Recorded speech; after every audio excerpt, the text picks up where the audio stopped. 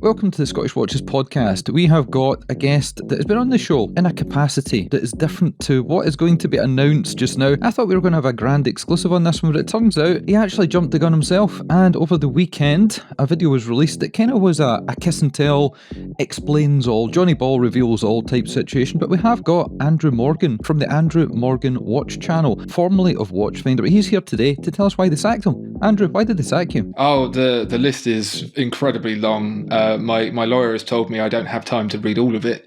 But at the top was being too handsome, if anything. You know, I'm as surprised as you are, but, you can't argue with the law. This is true, but as that's an ongoing legal case and we can't really cover it in too much depth at the moment, we'll move on to other things and we'll say how are things going, because this has been a little bit of an inside secret with select few people across the globe. And when I say across the globe, I mean in Dubai, because that was where we had a little sit down and a chat about things. And as I say, Johnny Ball revealed all. You told me your plans for the future, but obviously you had contractual obligations where you were, where I suppose you made yourself famous. That's how the way I would kind of put it. I wouldn't say Watchfinder made you famous, you probably made them famous, but it's been a whirlwind couple of months since then. So do you want to give us a bit of a quick introduction as to what you're doing at the moment, and then we'll kind of delve into what it's like to fly the coop, leave the nest and go on your own? Yeah, so what I'm doing at the moment is kind of half of what I've been doing for about a year and a half already, and then a whole load of new stuff, which fills me with both excitement and dread, in probably the best way possible. You know, the kind of stuff that makes you get out of bed in the morning. And so it really started with AMW, which is my own channel, which I started about a year and a half ago, which I use to reveal this face to the world, which you telling me to turn the settings up to 1080p has made me rethink. At least it's not 4K. Well, exactly.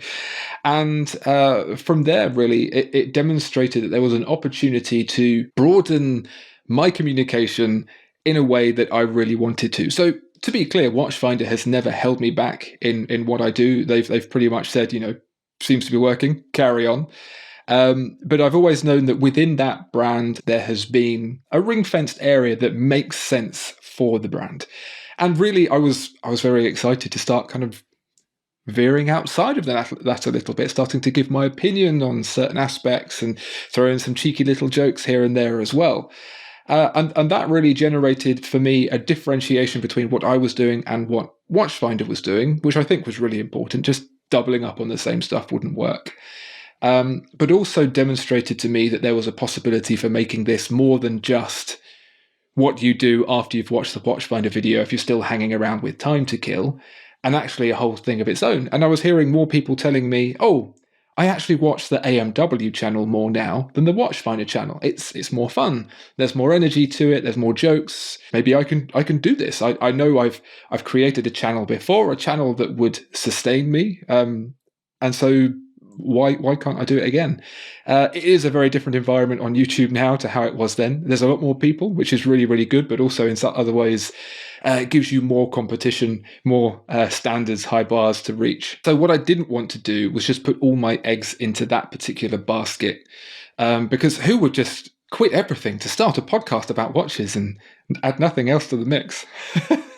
Can't think of anybody in Scotland that would do that. I'm not brave enough to do that. But also one of the things that really it's weird because it's something that I was already doing, that my eyes were opened up to as I started thinking about doing my own thing. And that's that so many of these watch brands that I've featured over the years, you'll notice aren't brands that are necessarily for sale on Watchfinder. And they're brands that I've discovered either because the watchmaker involved has posted some pictures on Reddit and asked for feedback, or, I've heard it through the grapevine, from someone like yourself perhaps, or like a Swiss Watch Gang, Marco over there. And I've thought, that's a really cool thing. I don't think enough people have seen that. I want to communicate it. And digesting what they are doing, speaking to them, understanding their whole process. Oftentimes watchmakers working on this are, especially the small ones, they're very technically minded, but they're not necessarily communication minded. They're not necessarily brand minded. They don't know how to pitch themselves and what they do. And that information goes in my ear what they do and comes out the other end in a way that gets people excited about it in the way that it got me excited about it. And actually, that is a very useful tool for brands to help them put actually in the front of what they do rather than as a reactive thing. So as I started telling people that I was leaving Watchfinder, they were saying, oh, well, you've really helped us in the past. Do you want to help us more officially? And I was thinking, I don't know about that. Imposter syndrome sort of comes in and it's like, you suck. And then and I spoke to a few people and they said, well, of course you can do that. Of course you can do it. So that's what I'm going to be doing. That's the part that's terrifying. It's incredibly exciting, and I've never felt so motivated ever. It's also for me a really important thing to kind of separate from what I do on the YouTube channel itself. Like, that's my playground. That's where I talk about stuff and I have fun. And if a watch that I'm working on appears on there, it's because I had a load of fun helping them and I think it's worth putting on there. So like a watch company that I end up working with might be because I saw them and thought that was really cool and did a video on them and then said, hey, do you want to do something more? Or vice versa. I might just think they're a really, really cool brand and want to tell people about the work that I've been doing with them. All as yet to be seen. It's all very new and exciting. And that's the plan. That is something that maybe people didn't expect to hear. And it's not something that really came across a lot in your video because you covered so many bases, as I say, over the weekend. And it was a 20-minute-ish video with you asking yourself questions. And I'd picked up in our previous communications and our chats over at Dubai Watch Week the kind of plan that you had and that these brands had been speaking to you, asking advice. And it reminded me of certain brands, definitely not as many or as prestigious probably as the ones you speak to, but a lot of people were asking me things as well. And I'm like, I'm just a guy that points a camera in my face and has a microphone and does a podcast. What do I really know? And it was explained backwards that, well, every day I'm reading press releases, I'm working with brands, I am doing podcasts, I'm interviewing founders, marketing people, salespeople, right the way through to the retail channel. And also, the consumers come and they speak to us at the podcast because we're independent. We're not selling anything. We don't have our own watch company. We do collabs, limited editions, but that's sporadic, few and far between. So we get everybody, and it must be exactly the same for you. So you're in an ideal, perfect situation where you're at the start of the network and everybody just comes towards you. Yeah, it really felt like that. And my eyes were open to this possibility of using my powers for good, which sounds like a really crap thing to say, but actually to take the feedback that you see from consumers that we absorb all the time because we're talking to them all the time and help the watch brands make better products because of that. Anything from tiny little spec things to just general styling, and really as well for me the most important part is the communication, because I've seen so many great brands, new and incredibly old, that have unbelievable technical capabilities, whether it's as an individual watchmaker or whether it's because they have a vast watchmaking warehouse full of incredible talent producing crazy complications. But the way they package them, the way they communicate about them leaves people cold or confused. I'm going to be the first one to say the R word here, Rolex. So now you can put that in the title and get loads of people clicking. And it was funny, I did a deep dive on their history a few months ago, and I recalled a document that Hans Wilsdorf, their founder, had written called Vade Mecum. And it was a 5-book series that was handed out to retailers at the time.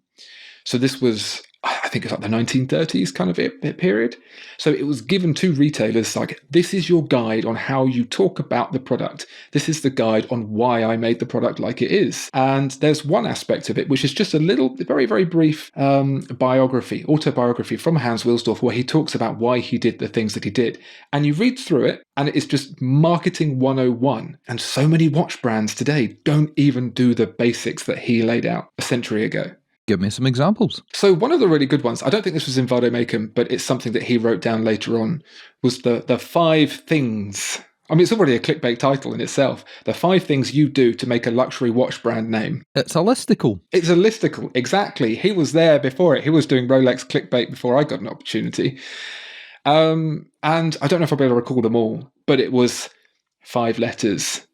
Easy to pronounce in any language, must feel luxurious, must look great on a dial, and something else I can't remember. Must sell loads of watches. I don't know. But there were just 5 things that you think, okay, so many brands don't do this. And then when you think about the brands that are most famous, even the ones that have like those long, many-syllable, double-barreled names like Patek Philippe, people say, and if you look on their website, they call it Patek. And you go, oh yeah, that works, that fits. That's one of many examples that are in that document that make you think, yeah, like this guy knew what he was doing then. He wasn't a watchmaker.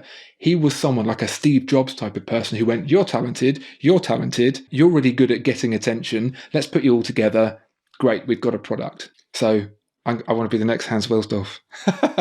Is that what you want to do? Okay, you heard it here first. Can you imagine? I could imagine. Yeah, well, it must be scary because you alluded to the fact, obviously, I do Scottish Watches full-time because doing 2 shows a week in audio, then editing video, articles, the website, the social media. We have a great team now working with us all the time doing cool things. But it's still me, Dave, Miziel, Philologus, kind of at the helm, speaking to all the brands, making things happen. And the thing with the Swiss watch industry is things happen at a glacial pace. And you must understand this more than I do. So something we talk about today could be 2 years in the making before it arrives. For instance, limited edition watches with certain brands. And it is a full-time job. And it wasn't quite as scary for me because when things turned around, it was during the pandemic. And on the day in the UK that the first lockdowns happened, that's when my wedding business collapsed. My video business collapsed for gyms, fitness, personal trainers, musical events. Everything kind of caved in. And the only thing I was really doing was the podcast. And that's when brands got interested and wanted to do sponsorships and wanted to do campaigns. So I'd already battened down the hatches because everything had caved in itself. So it was a bit easier for me to do. And then as we came out of the pandemic, things continued. And thankfully, half a decade down the road, we've made and forged relationships with people like yourself and brands and multinationals. In fact, we had you on a number of times talking on behalf of Watchfinder about different watches I'd selected from the vault. And that was great fun. But for you, you have basically stepped into no man's land. You have left the big conglomerate behind you and you are taking on the coalface head on, blasting the furnaces. Yeah, and in that respect, I'm walking in your shadow a bit because whilst I had the comfort of a salary, you had to go out and do this stuff at risk, if you like. And so we've had many conversations about silly things when it comes to doing this kind of stuff, but even running a business, like how does that work? What do I do? And so you've been incredibly supportive with that. So thank you. But also, I think what you've demonstrated to me as well is that the possibility of longevity by putting in the work, by having a quality product, where coronavirus, COVID, the whole pandemic, a lot of people thought, I've got not a whole lot to do. You know, similar situation to you. My work isn't bringing anything in, so I'll start a channel. And I've seen a lot of those channels did really well, and then they've run out of energy. They've become exhausted. They've burnt themselves out, and now a few years in, and they can't do it anymore, and they've gone back to their normal jobs. Well, we saw a collapse at the end of last year where a number of podcasters threw in the towel. And they were good guys and they had a good product. Rico from Rico's Watch Podcast. You had the guys at About Effing Time that they were doing really good, but they decided, and they've not really announced exactly why, we can kind of read between the lines and figure it all out. But they were doing great things. They were putting on live events. They were running around daft at shows. Running around daft. It's just... We've never been kicked out of Watches and Wonders yet. No, exactly. And, you know, it's not like for lack of trying. Running around in the outfits was a little bit Scooby-Doo for me. Hey, listen, I love Ghostbusters. The guys themselves did a great job, but I think what you have done and what you have demonstrated, which I think they perhaps lacked, isn't anything to do with the creative, isn't anything to do with the energy. It's to do with that, how can I make this work as a proposition, not just for the next 10 minutes, but for a long time? How can I build up? Slow and steady wins the race, building up a platform that is stable. So you built your podcast, you made that a successful thing. You've added video to that. You're learning and you're building, you're growing, but you're not doing it in a way that completely overwhelms. And I think with the About Effing Time guys, they shot so high that the sustainability of it was just so much effort. They wanted this TV show production. If you've ever seen a TV show production, which, you know, I know you've been involved with all that sort of stuff, There aren't 3 people and there is a lot of people. It is an enterprise. And to maintain that level just requires that. And I think that's unfortunately the lesson that they learnt. We had a guest on the show a number of times, Brian, but his business partner's Harry Enfield, and he runs a production company, and he produces things for the BBC. He's a guy that created Skins, very successful TV series here in the UK, then was duplicated across in the States. And when About Effing Time started, he could spot that it was a great product, but like you say, you need to have this vast amount of revenue behind you, resources and people, and it's a slow burn because you're entering a saturated market. That's what happened when we started doing the podcast and video. I knew to start off with, we did 500 views, 1,000 views. Now we got up to about 6,000, 10,000. If it's a good guest like you, hopefully a lot more than that. But I think the problem with About Effing Time is the 3 individuals that are involved in it or were involved in it were so creative, passionate, and accomplished in their fields. George Bamford, how many limited edition watches has he carved and created that have been fantastic? Adrian, how many videos has he put out that's been amazing? Andrew at Time and Tide, how many limited editions, articles, videos has he put out? And then you try and add this extra thing on top, and suddenly the thing you concentrate on to pay the bills and put bread on the table, that moves to the side. And if the new thing doesn't create the same amount of energy, interest and revenue, you've got to pick what you're going to do because it's not a hobby, it's a business. Yeah, for sure. And I think the sum of its parts type of mentality there isn't necessarily true. And as we've spoken about quite a lot, especially when it comes to social media, the video that you make, no matter how good that is, if someone doesn't see the thing in the first place, then it doesn't matter. This could be the best video ever, and if nobody clicks the title and thumbnail, it's kind of useless. And again, trying to work towards the format that they wanted that to be a TV show. Like, it really could have been a TV show if someone had taken a risk. But as we know, companies like Netflix and other TV production companies are taking less and less risks. Costs are rising up more and more. And it's such a shame because I really enjoyed what they did. I enjoyed the approach that they took. But it's a lesson learned for the stability over the long term in the future. I mean, we're talking like 2 old men here. Make sure you pay into your pension and all that kind of stuff. But really, that is the case for me. I want to make sure that I learn from the best in how to make a sustainable business. Okay, question time. What have you done? How have you got your ducks in a row? What preparations have you put into place and planning when you were deciding, hey, I'm kind of the man with the talking hands here. I'm the one that's done all this cool stuff. I'm the one that does the scripting, the voiceover. I come up with the ideas. I shoot the macro shots that everybody loves across the globe. I want to do this myself. What was the next stage? What was the next process? Well, the first process actually was to leave the guys, my team at Watchfinder, with the ability to continue to produce videos themselves. Like, I didn't want to go away and leave my team in the lurch. So we spent a bit of time working on setting up. There's 3 in the video production side. So Tom, who you know. There's Jack, who looks after the social media, and then there was Chloe, who does the editing on videos. Joe is also in the team as well, looking after events, and she is helping those guys where she can too.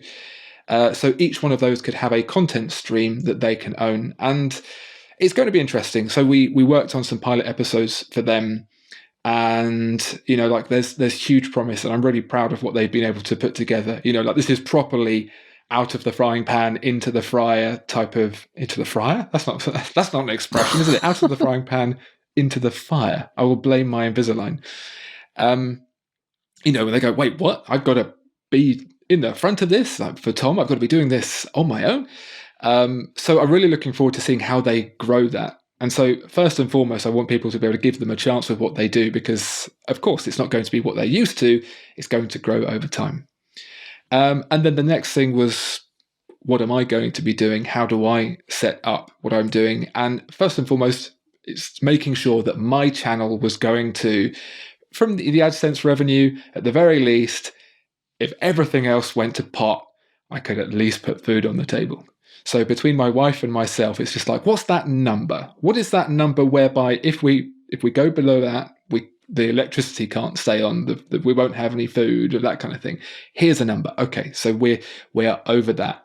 That's fine. Now we can think about maintaining that, which is great, but also then bringing in the business on the consultation side. During my notice period, it was all about making sure that I could have the channel, bringing in that. And then now it's all about speaking to the brands who showed an interest and saying, like, yeah, what would you like to do? How would you like to make that work? And then they turned around and said, oh, we're just being polite. Well, thank you. Thank you for just like getting straight into my brain with that little splinter. But yeah, it's absolutely true. That's why I wanted to make sure that worst comes to absolute worst and people were just saying nice things, that it wouldn't be an absolute disaster. Thankfully, so far, it's not. I am glad. I'm very glad of that. And probably I'm very glad that I've remembered that we should do that wrist check thing. But might as well get that out of the way because we forgot. We should also tell people to check the show notes. If you're watching the video, there'll be a link in the description that will take you to our website. And it'll have lots of pictures, links, and bits like that in there to all the cool stuff that we're going to talk about on the show. We've already talked about and we're about to talk about, plus pictures of our wrist checks. And Andrew, you're the guest today, so you can tell us what you've got on the wrist first. I have a Studio Underdog Series 01 Desert Sky. The watermelon is the obvious choice, but the Desert Sky is, for me, it's kind of like, if you know, you know. It's that kind of watch. I really like the coloration. I really like the very, very subtle fume on the dial as well. And, of course, straight out of China. Yeah. This is it's kind of crazy, really, isn't it? Because this is a movement, the Seagull manually wound chronograph, that it looks fantastic for the price.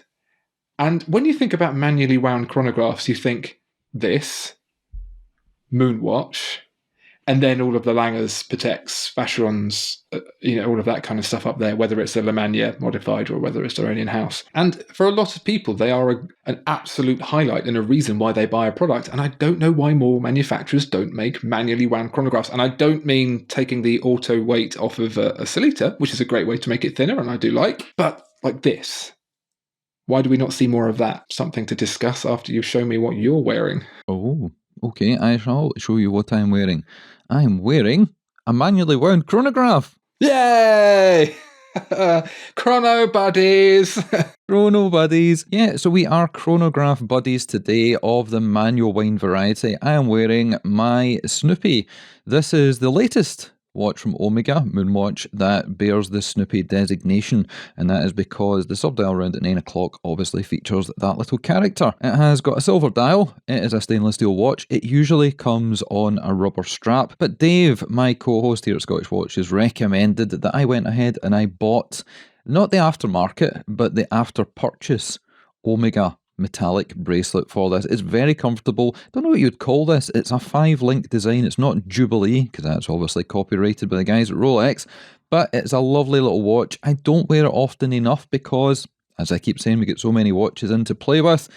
There's another chronograph just sitting on the table I could talk about, but the party piece with this one, if you don't know, is on the back side. So if you look at the tradesman's entrance, if I can pop it off the wrist and hold it under here, it might be a little bit tricky to see, but there is a little globe, and it looks like you are viewing the Earth from the moon. And if I was to press the chronograph pusher to start and stop, and then wait just a few seconds, then some magic will happen. If you look there, you will see a little spacecraft coming out, flying across the screen in front of the Earth, and that Earth is rotating because it is linked to the back of the second subdial, and Snoopy, in his little shuttle there, makes his way across the planetary landscape before hiding behind the moon once again. And I believe they have tagged that to be around about 14 seconds, which is a number that is quite significant when it comes to moon travel and things of that ilk. So that is the party piece, the fun little gizmo on the back of this watch. So this is the Omega Speedmaster Snoopy anniversary of some description watch. I think it was for Apollo 13, something like that. But there we go. That's what I have got on the wrist today. So we definitely are manual wind chronograph buddies. Absolutely. How much did Stanley Kubrick pay you to promote that then, huh? Listen, I don't want Buzz Aldrin coming around to my house and punching my head in. That would not be cool. I actually watched the video on the YouTubes, and it wasn't one of yours, but it was about all the different ideas people had about faking moon landings. And there was some in there that were real crackers that got me scratching my head as well. My answer, whenever anybody asks me about moon landing stuff, is if it had been faked, the Russians would have told the world because they were watching and they hated the States. The Chinese weren't super happy about the Americans either. So if they spotted that things weren't going according to plan, they would have put it everywhere. But the Russians actually put something in their newspaper, a very small column saying, "Congratulations." Yeah. And also, they didn't just do it once. They did it like 6 times. And some of the times people didn't even care. So why would you bother? If you got away with it, don't do it again. That's the general rule of getting away with things, isn't it? You see Yeah, it is. Or if you've built a big set out in the desert, you might as well get your money's worth. the background by Apollo 17, like the background's just sort of peeling down. You can see the boom mic coming in where everyone's just had enough. But speaking of good sets, you were talking there about, doing this and doing that, and here we are in front of a white wall with a webcam. I mean, you could have upped your game for me. Well, as I said, I have a minimum amount that I need to pay the food and stuff, and that doesn't include fancy webcams for you, unfortunately. I'm sure at some point I will get a fancy webcam. I think the camera that I currently use for the videos has a finite amount of time before it overheats and gets really sad. So I didn't want to find myself in that particular situation. But this webcam is absolutely dreadful, isn't it? This is a bit like, the close-up of SpongeBob when he's just like... I have seen the memes. I understand what you mean. Well, let's ask some questions on the technical front then, because we do get a lot of people asking us on a regular basis when we have Adrian on, when we have Ty Alexander. We've had loads of people, Atom Moore from Red Bar, who are all fantastic photographers, videographers, and people say, how do I get a start in it? And obviously we tell them, just use your phone, begin at the low end, see if you like it, learn about lighting and go from there. But in your little teaser video, your 20-minute thing, you had some of the best macro footage I have ever seen in my life, better than the stuff that you were doing previously. And it looked as if perhaps you were even using, I don't know, an OLED TV screen and placing the watches on top of it for some of it, the way there was this kind of 3D visualizer underneath. So what camera are you using? What lighting are you using? Was that a television screen that was under there? Tell us all if you can. So I have been very inspired by the volume, if you know what I'm talking about. That's Mandalorian. The Mandalorian, yeah, this ability to put actors in a real space so you don't get the awful breakdown that was Sir Ian McKellen during the shooting of The Hobbit, when he was sat in a green room and couldn't do his job. One of the world's greatest actors, and he couldn't do his job because he couldn't visualize where he was. So in The Mandalorian, they created this, I think it was a 360-degree set of screens that allowed them, using Unreal Engine, to project the world that the set was in. So they built a practical set within this volume, and then the background was projected. And so, linked with the positional data of the camera, they were able to film and make it look like they were in a desert. The actor could also feel like they were in a desert. Added to that as well, you got the ambient lighting from the surroundings on the actor. So you had really great integration. No weird compositing artifacts or anything like that, which they could then augment as well with kind of set lighting from the rigs above and whatnot. And I thought that's a really, really nice way to do stuff. And so, yeah, that absolutely exactly the same principle as the volume. You use a video that is there physically. You shoot it in camera, you incorporate the product with it, and you get a really interesting shot. So the camera and the lighting setup is basically the same that I've been using for a long time. I currently just use a one light setup with some bounce, just purely because on the whole, I don't want any of the fill lighting to be brighter than the key. I just want that to kind of pick up the details. I don't want to be competing with where you're looking at. That's when you start to veer into, I think, quite a CGI look. I mean, this did look, I think ultimately the way this came out with some of the camera moves and stuff did look quite CGI, but in a fun way. But I think it still feels motivated by a light source. So although this webcam looks terrible, the light source that I've set up here is very much, and kind of very similar to what you've done too, is you want it to feel like you're near a window as opposed to in front of a light. I think back to Hollywood, of like the very early Hollywood of sort of like the 1920s, 30s, 40s, when they used very, very harsh tungsten lights. and they would have an actor lit in 7 different ways, and they would have to stay on their absolute mark. So they had their hair light, the catch light, their key light, the fill light, like just these different things all picking up in very specific places. And if they moved slightly out, they would be in shadow. This is real film nerd stuff now, but as actors started to want to act more authentically, they would want to move around more. And so lights became softer and more motivated lighting, they called it. So it's like if you're in a room with a lamp, it feels like it's the lamp lighting you. If you're by a window, it's the window lighting you. And so that's the kind of motivation I've taken for the lighting too. So it's actually really simple. I can't get on board with lots of little lights all over the place, lots of little bounce here and there. I just want to replicate a natural environment, but make it pure so the lighting isn't too busy. You've done it well. Thank you. It was incredible to see, and I'm watching it on a decent-sized television, not a phone screen, which is probably where most of your content will be consumed. Yes. People at the toilet, on a break, at work, watching your little videos, because that's what most people seem to do with ours.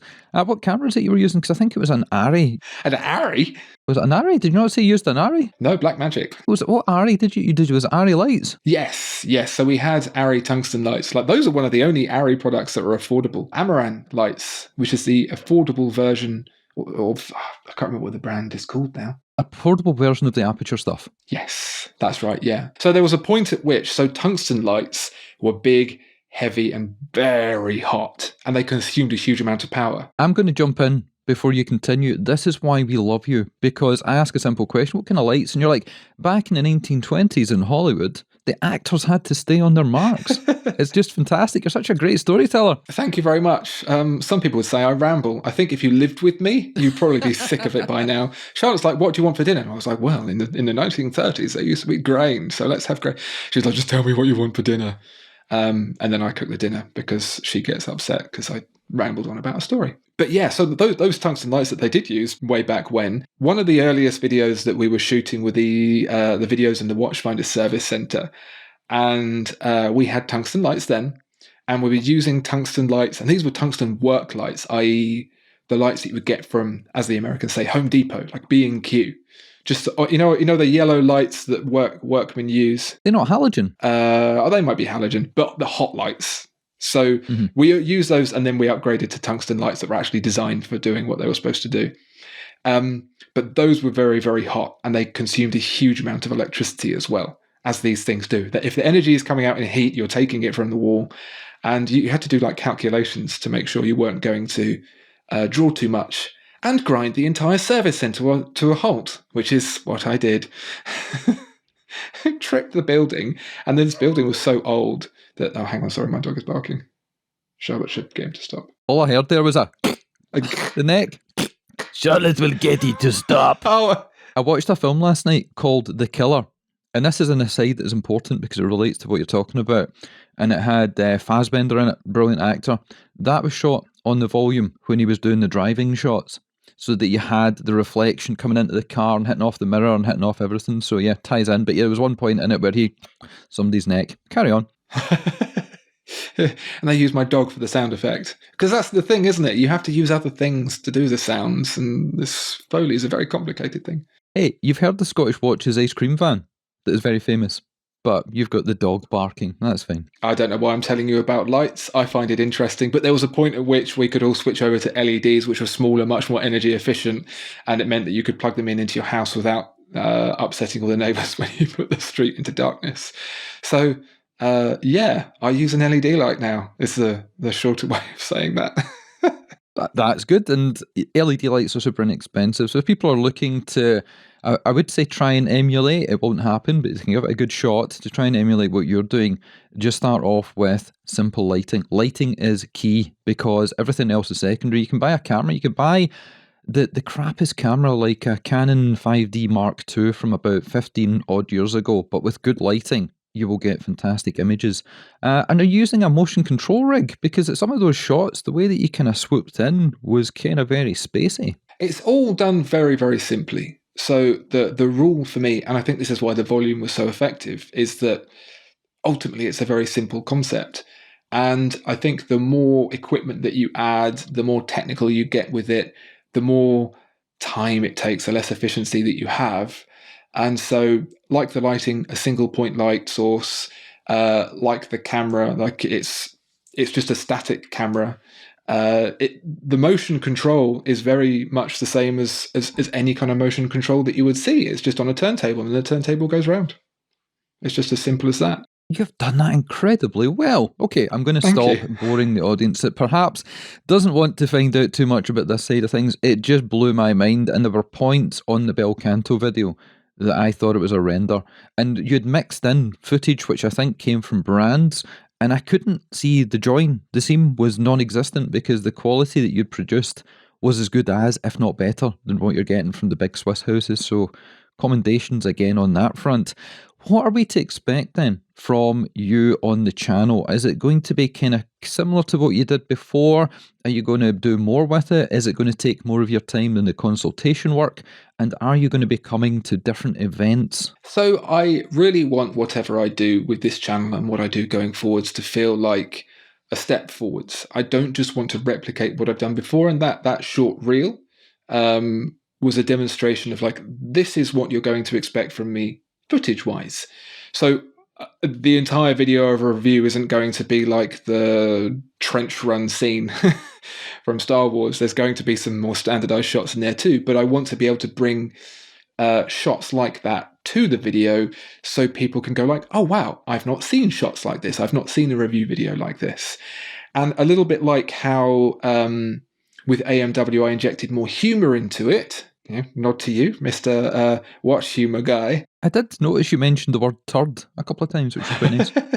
But I can't say it the way you say it. When you say it, it sounds really nice. Well, in Scotland, we say jobby. That's like a very big Billy Connolly gag. But anyway, toilet humour is what we do best, and I'm glad to see that we've taught you one thing since you've taught us so much. Well, we've kind of veered off course ever so slightly. We're going to right the wrongs, bring things back on track. I was hinting towards the fact that I know that you will be coming across the Watches and Wonders, and also you're coming down south. Well, down south for us, don't know exactly where it's placed for you, but British Watchmakers Day, I know that you're going to be making an appearance there. Yes, you asked me the question, am I going to be going to things? Do you know what? This is really funny, and I'm going to tell you a story before I answer your question, as is my want. How novel. Novel, very good. When I first got into watches, prior to that, so growing up in school as a teenager, believe it or not, I was a bit of a loser. Can you imagine? And I wasn't particularly a social person. I always thought I was, this kind of categorization of extrovert and introvert. I thought I was an introvert.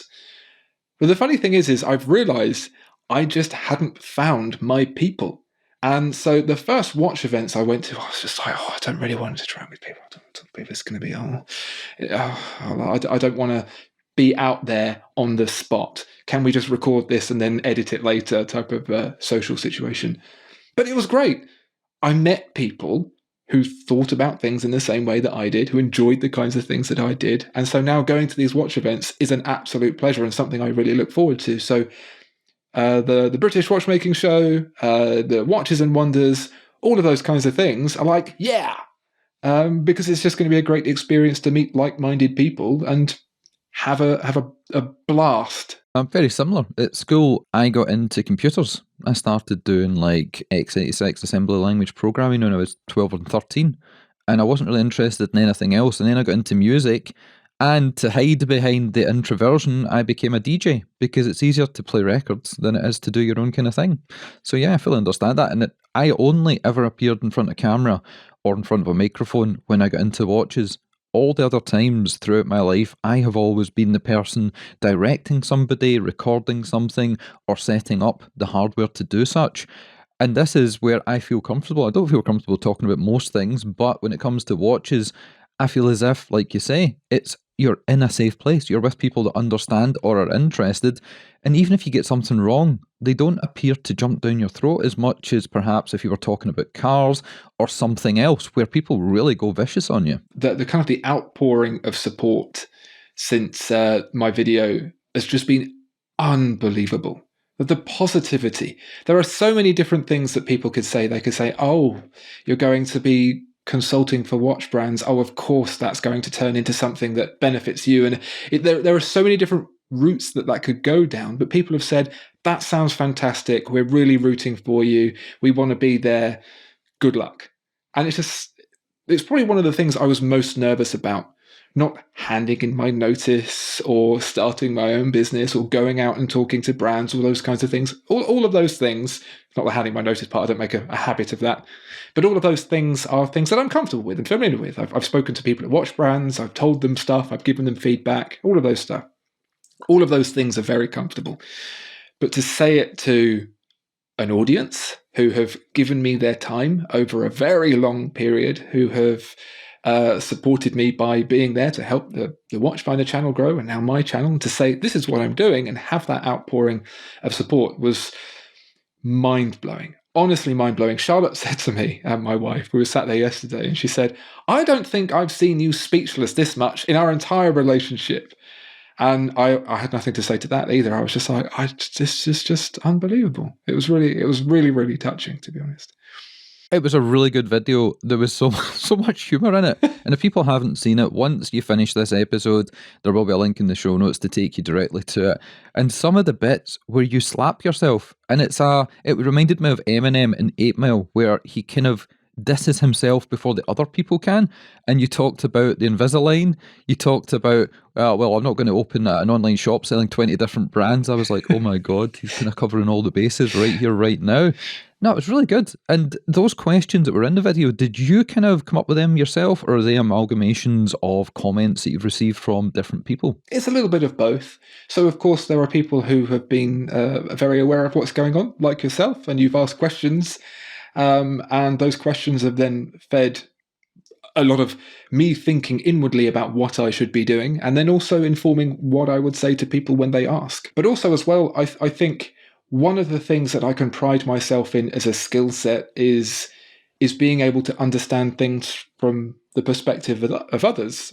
That ultimately is the skill set that I want to offer to watch brands, is to say, hey, you think this of yourself, but this is what other people might think. And so I was thinking, if a creator that I followed said they were doing this and I was going to put my cynical hat on, what would I say back? And for me, it's important to get all of that across because I don't want anything to be hidden. I want it to be clear and upfront from the beginning. And I also want people to know and to translate my enthusiasm for it too, because for me, it's incredibly exciting, and I want people to feel that and join me on that journey too, because there's nothing worse than seeing someone else be successful and rubbing it in your face, is there? Yeah. Us Scottish people, we're not really that successful with things, but when we do something, we do talk about it. I mean, I know you guys down in England, whenever you win your World Cups every couple of centuries, you do talk about it for a while and rub it in people's faces.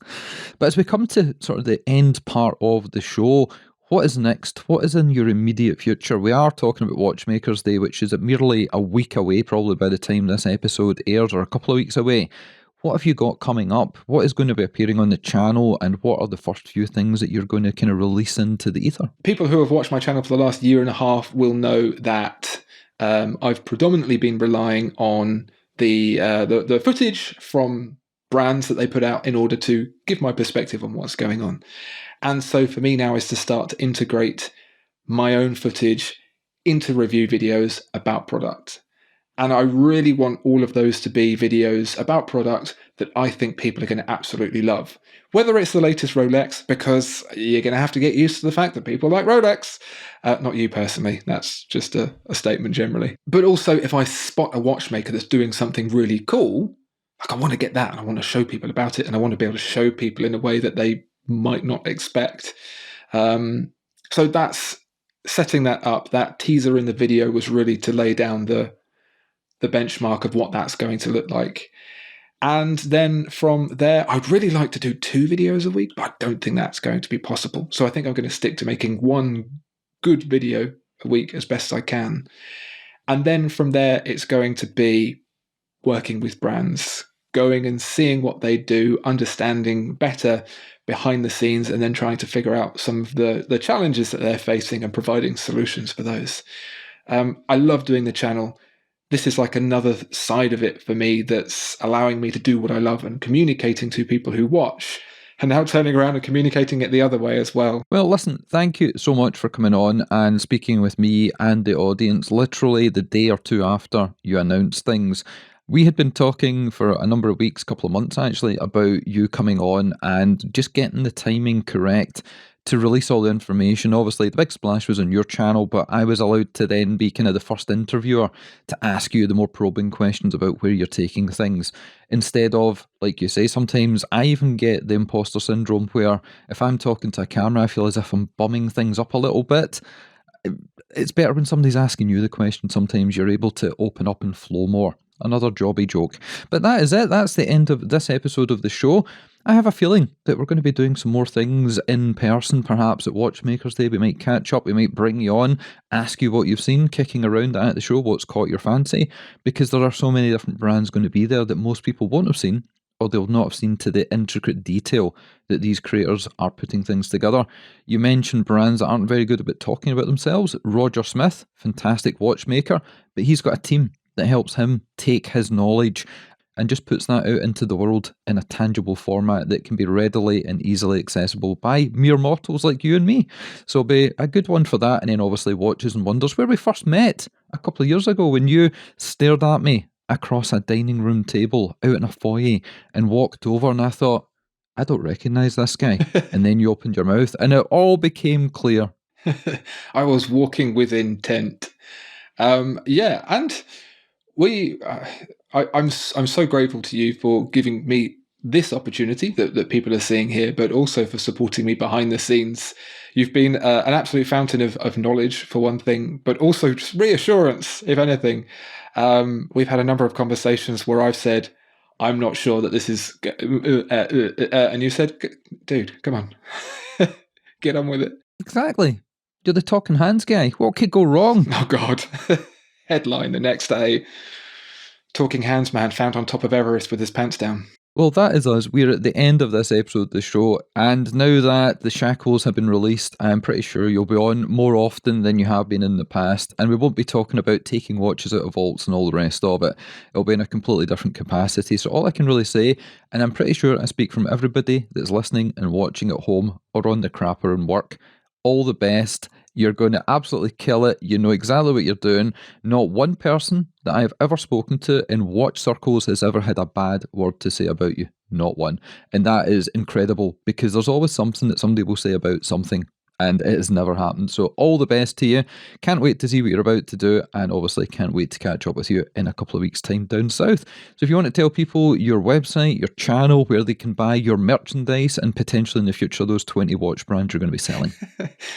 I put that in as like just the slightest little dig, and everyone's been like, "Ooh!" It's not an ooh. It's just a bit of fun. Andrew Morgan Watches on YouTube. That's where you'll find me talking crap about watches. AndrewMorganWatches.com. That's where you'll find me selling crap about watches. And if you're a watch brand watching this, and I know they watch, and you want a little bit of help, yeah, get in touch through AndrewMorganWatches.com. And thank you so much again for giving me this opportunity, and looking forward to doing much, much more. Ominous. Well, that is us. Check us out on Instagram at Scottish Watches, our website scottishwatches.co.uk. Through the contact form there, you can get in touch with us if you've got ideas, suggestions, comments, feedback, criticism, positive, negative, not just Dave's test results. And yeah, we'll be back probably in a couple of days' time with an episode with me and Dave. Yeah, it's been fantastic chatting to you. So happy this has kind of come together. And thank you for coming on and working with us on this show, because I'm pretty sure everybody in the media circles across the world has been chapping at your door looking to get your voice and image on their platforms.